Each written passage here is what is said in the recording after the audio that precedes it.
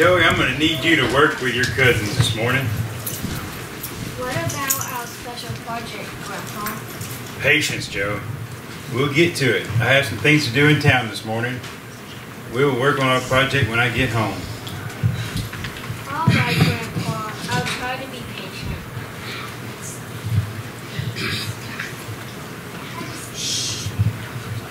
Micah and Ruby, why don't you take Joey to introduce her to Patience?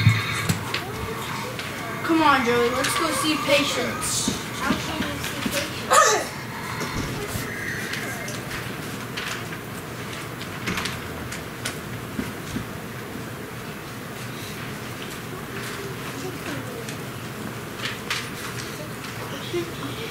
patience? Emma, face this way. Talk loud. How can you see patience? Wait, we need to turn your mic. We can't hear you.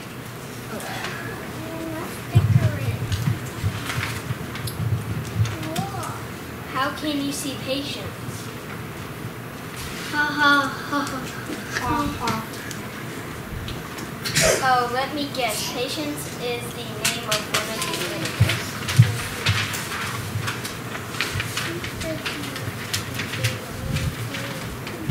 Yes, Patience is our pig.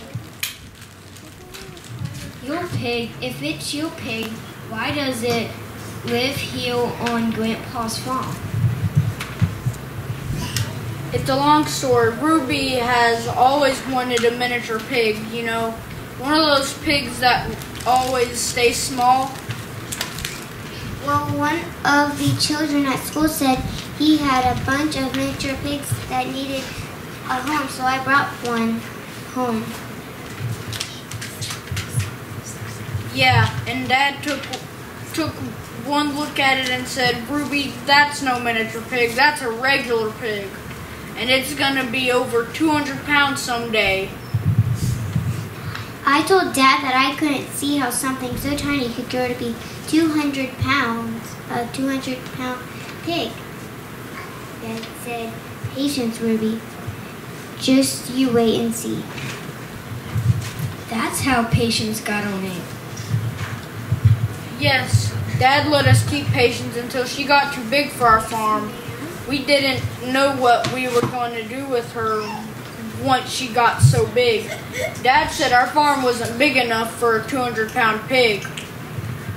It made me really sad because I didn't want to get rid of her. I prayed that God would help us find Patience a good home. The next day, Grandpa was talking to us and telling us that Granny had always wanted to have a pet pig. She said that pigs were wonderful for eating up the kitchen scraps. Granny wondered if we would mind letting Patience come live with her. That's great. Now she lives here, and you can see her all the time. Right, speaking of Patience, I think she's getting tired of waiting for her breakfast. Joey, grab that pail and let's go get her some food.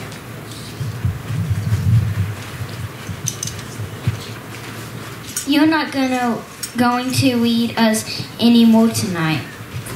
Not tonight, Joey. It's getting late. But Grandpa, you can't stop there. We can't just stop Joseph stuck in prison. What happens next? Does he stay there? Why did the chef butler forget him? Why? Hello? Patience, Joey. Tomorrow we will read about what happened next. What do you think about Joseph helping the other prisoners while being a prisoner himself? I think it was very nice of him. I am sure it was hard to serve the other prisoners. I would have been too busy being sad about being in prison when I hadn't done anything wrong. Olivia, leave him alone. I'm sure Joseph was sad. He didn't understand why God was letting him stay in prison. But Joseph trusted God anyway. It can be hard to trust God when bad things are happening to us. We may feel like God has left us all alone. But God is faithful to always have a plan for us in His time. If I were Joseph, I would have felt like God left me all alone. Joseph may have felt sad and forgotten, but he never felt all alone. He was patient, and he trusted that God was with him. So Joseph made the decision to help the other prisoners. He decided to do things that would make God happy, even if he was in prison. Hey, I understand that you met patience. Mason. Yes, she sure is big. Yes, she sure is. She didn't start out that way, though, did she? Ruby thought she was going to stay very small. When she didn't, Ruby was afraid that she would have to get rid of her. But instead of worrying, Ruby prayed that God would help her find a home for Patience. And God answered her prayer. Now she can come here and see Patience every day. That's right. God always answers our prayers. God always has just the right answer for us, for all of our problems. We just need to have patience and trust Him. Now, off to bed with you, the three. I'll see you in the morning. Good night, Grandpa. Good night, Grandma. Good night, Grandpa. Good night, Grandma. Who's that sheep over there? Oh, that's Hopeful.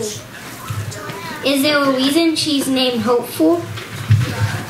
I don't think I ever heard the story about how she got her name.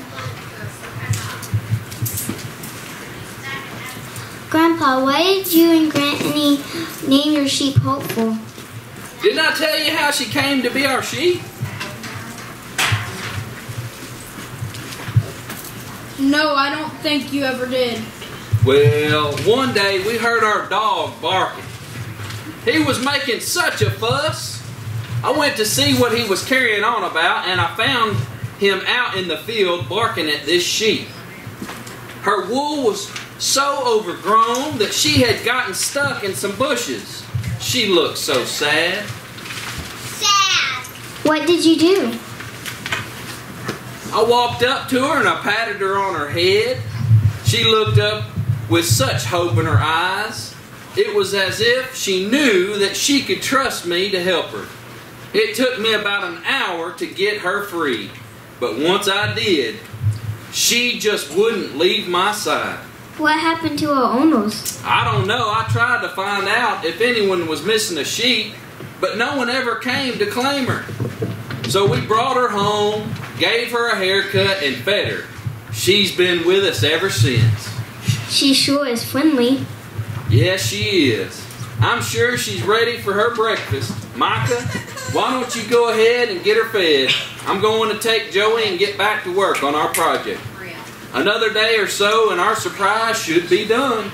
Sure, Grandpa. I'll go get her some food. See you later, Joey. Bye, Joey. Bye. Yesterday, you children were worried because Joseph had been forgotten in prison. What do you think about Joseph's situation now? That was amazing. Joseph started out as a prisoner and ended up being almost as important as him. So thank God I was going to leave. Wait. What? I thought God was going to leave him in prison. But God hadn't forgotten about Joseph. Joseph had such faith in God that he was able to stay hopeful that God would bring him out of prison someday. And God did. And God did. But I don't imagine that Joseph ever expected things to work out the way they did, though. God blessed Joseph for his faith. Joseph was given an important position in the palace. He was given nice clothes, and he was given a family. All Joseph had to do was have faith that God would take care of him. I think it would have been hard to have faith. The chief butler forgot about Joseph for 2 years. Well, Joey, things don't always happen when we think they should, but they always happen in God's perfect time. We just need to have faith and trust that God knows what's best for us. That makes me think about your sheep, Hope. And why is that? Well, there she was in those bushes. She didn't know what was going to happen next. She was just stuck. All she could do was sit and wait and hope that someone would come and help her. You're right, Joey. And just like I was there to help her, God is always there to help us. He tells us in Hebrews 13:5 that He will never leave us nor forsake us. That means God is never going to abandon us and leave us alone. God will always be there to help us. I'm sure glad that God loves us that much. It means that I don't ever have to worry because God got me all taken care of. That's right, Ruby. Isn't that a wonderful promise? Now off to bed. Don't forget to tell Granny good night. Good night, Grandpa. Good night. Night, Grandpa.